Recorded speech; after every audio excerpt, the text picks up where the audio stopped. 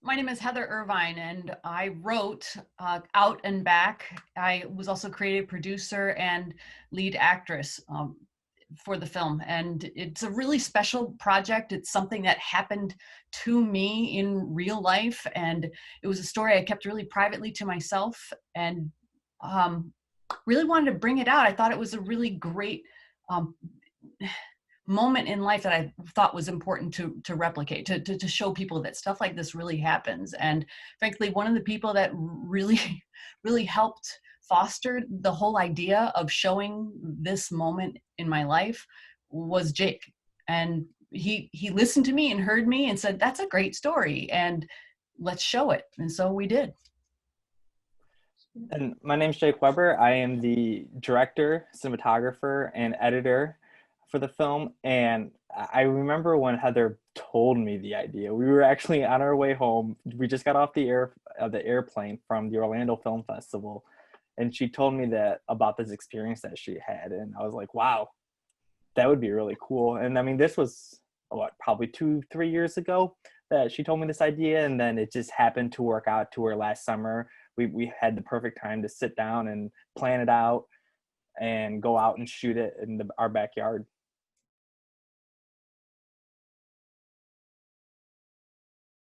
Because some people don't get it. They think it's a really dark story. I find it a very hopeful story. And um, in what we can do for ourselves. To back up just a little bit, the reason why that all happened, why I went out for that run, is I was in a really bad place. I was just sitting there like soaking in my feelings and needed to change something. I needed to change my posture, get moving, change. I needed to change something so that I could feel differently. So I ended up out on a run and found myself just, being able to let it go at that moment. That's what I needed, was that release. And then someone shared it with me. So while being on set, trying to replicate that was very difficult. I stressed about it quite a lot for a long time, about whether or not it should be me. Could it be me? And then finally, yes, it's going to be me. It has to be me. And now I got to really bring it. It wouldn't have been able to happen if not for Jake and my trust in him and the crew, because you can imagine being on set and crying your eyes out, crying your heart out.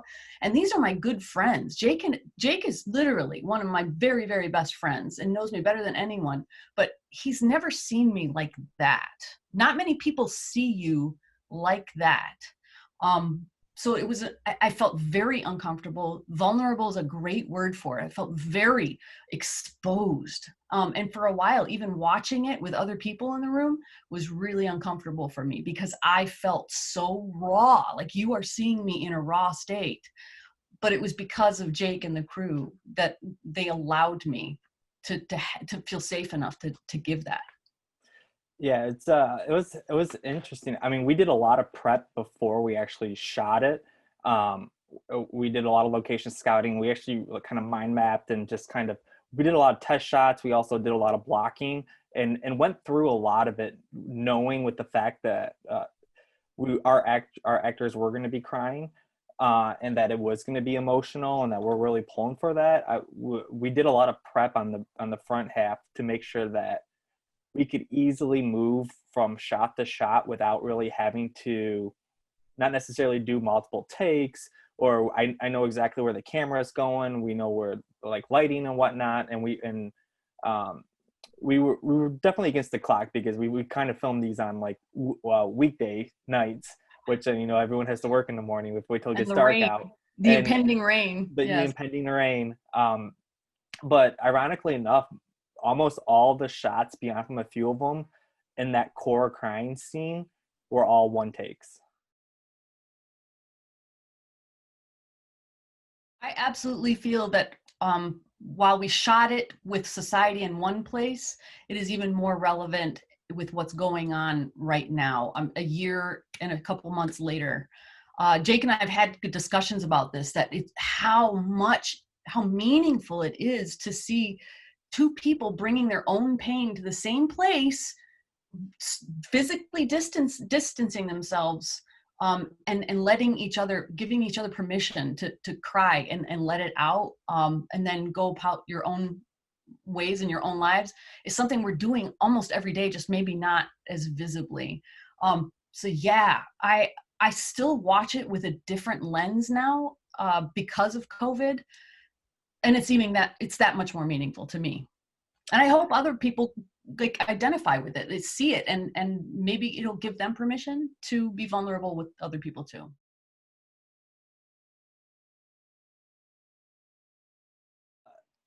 Heather and Armand actually talked a lot, since it was kind of her story, and like she literally lived through it. She spent a lot of time talking with Armand, like this is kind of, you know, the right headspace you need to be in. This is kind of like, this is what's going to happen and whatnot. And if you don't know Armand, he's a very calm guy, very gentle grizzly bear. He's very soft spoken. Teddy bear, really. Yeah, he, but he, I think that was the big surprise for us when he literally just, he committed and went all out with it, which was amazing. Um, and I think, I don't remember if we did his lines first or if we did yours for the shots, or if we just kind of, if we ping pong back and forth. Actually, we didn't. Of course, there are no lines, but when the crying, I did my crying first, and then he did his second. And he was a lot more comfortable with the crying. I asked him, how are you going to be with crying? Do we need to talk about it? Do we need to get there together? And he says, I'm good. And I'm like listening to bad music, like the stuff that hurts, very much like in the film, listening to stuff that gets me there, that prickles at me, and getting myself into this place that would let me bring it out. And he just brought it on his own. I wish he were here. I want to talk to him even more about his process after, some space after doing it. Because we had a little bit of assistance with, if you look at the BTS, because there is a BTS film, that we had a menthol stick that you could put under your eyes that will help you like tear up, but it doesn't help you cry. I mean, there's a difference between tearing up and crying, but it does kind of like, it gets the momentum going. When you feel the prickle of tears, you can kind of go. And he was using it too, but he was a professional. He just Mhm. brought it.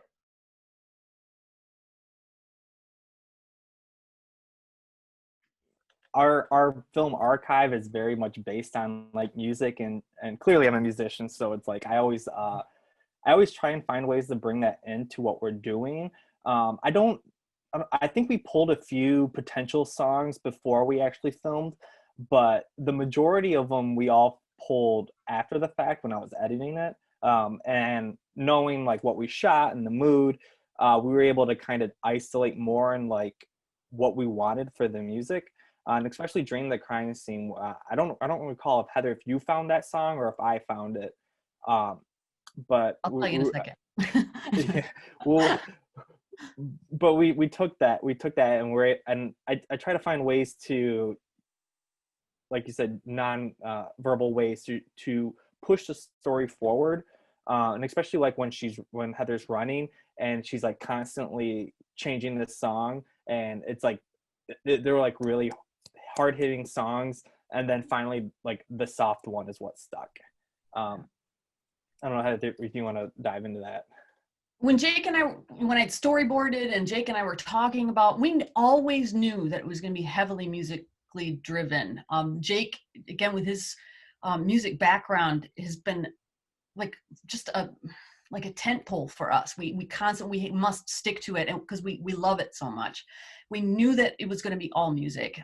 So before we actually shot, went scrolling through the libraries, and I found the song, the one that plays, right, that gets her, that helps her find her, that open space. I found it and I sent it to Jake, and he latched onto it immediately. So we had that actually before we went into shooting, and it was on my iPod, and I was listening to it before we shot. It was one of the things I was listening to help get me to that space where I could cry, because it was so meaningful to me. For anyone who's struggling with addiction, I've been in recovery for a long time, and that song spoke to me. Living with a parent with alcoholism and being an alcoholic myself, that was that just hearing the words of that song was enough. Many of the other songs, it was just we needed a mixture of, you know, pop and bubblegum and then, you know, like the running songs that we get. But, you know, that's not what she needs. That's not what that runner needs to get what she wasn't finding what she wanted to get to where she needed to go. So the music was huge, but we had it before we actually shot. Yeah, and I think well, the funny part about the music is I think we had more, I wouldn't say arguing, but we had a lot of butting heads with the credit song versus Uh-huh. all the other music that we use in the film. It goes to show, like, you know, the film ended. We got to make sure it ends on a period, but we also leave the audience feeling the right way. And the credit song was that. And And that you're we right. went back and forth a lot on that one. Because it was a really happy song, like la la la la la, jingle jangle. But what I wanted was people to sit in it, to be able to kind of like sort through their feelings and see that it was a true story, and kind of just sit there in the dark by themselves for a second. That's what I had hoped for. And Jake gave that to the film, which I am eternally grateful for. But he also, remember, the credit sequence in the end was going to be completely different. He had some Mm-hmm. great ideas about graphics and all this. And I said, no, man, I just love a slow roll. You know, I just want a slow roll of him just running away so we could sit in the dark with each other.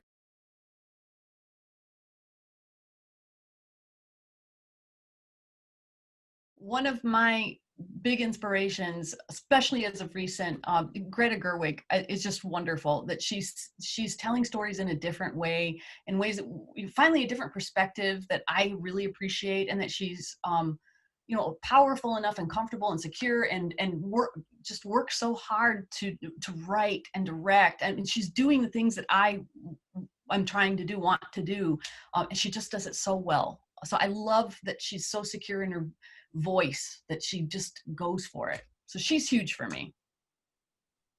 Yeah, for me, I have a whole pool of influences that have had. Clearly, music is a big one. I'm a musician myself, so I listen to music all day when I'm working.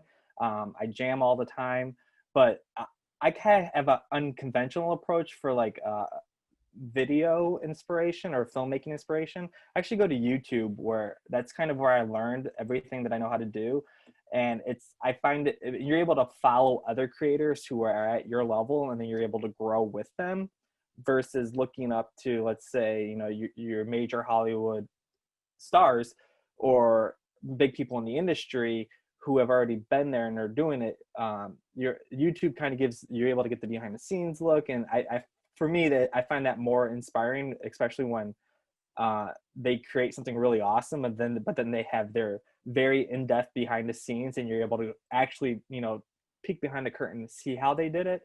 For me, it helps create so much more respect and so much more, like, I just love it so much more.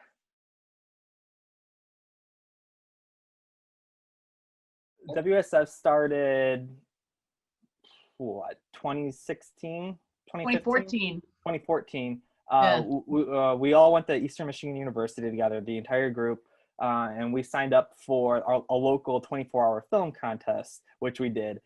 Made an awful film, but we then, you know, regrouped the next summer, and we did the 48 hour film festival for the first time, which we ended up winning second place for, which was a complete surprise. And to which at that point we're like, okay, we might be onto something. So then so we all went to school together. We all like filmmaking together. We have like a core group of people that you know, work on all of our films, and, you know, people come and go. But for the most part, we were like, okay, we've been successful a little bit on the festival circuit and or doing like film festivals. Let's do some standalone stuff now. And we've done a handful of standalone short films. We've done many more 48-hour short films, one of which we won the Detroit one and went to Filmapalooza and won an award at Filmapalooza.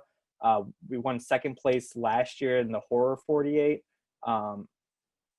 We A lot of our films we've submitted to festivals all around the United States, and we've gotten into a bunch of them, like Orlando, New York. There's a lot of local ones we've gotten into, and we love traveling as a group and being able to, you know, because we're all friends. We're just, you know, we go see our films, but then we go do all your fun friend stuff that you do, like visit theme parks, or, you know, wander, get lost in New York, or take the wrong subway and you end up in a different borough.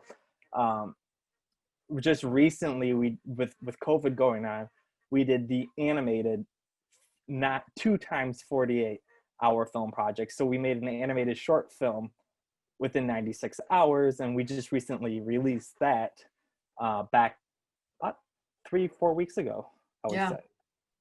Yeah. Produced it all, directed it, animated it, produced it all remotely, which was very cool.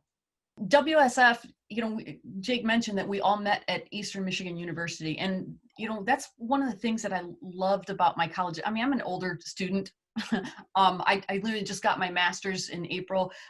It's funny, though, that someone that was in their 40s at the time is friends with these people that are half their age. But that's the thing, is you find your people in a college setting like that. You're in these clubs together, you're working on projects together, and then we take that out of the school setting and then still work together. And this is what we love to do, and we're friends at the same time. And that's the most amazing connections, is being able to work with your friends on these incredible projects. It's just, it's awesome that we found our people, and we can get to play with them.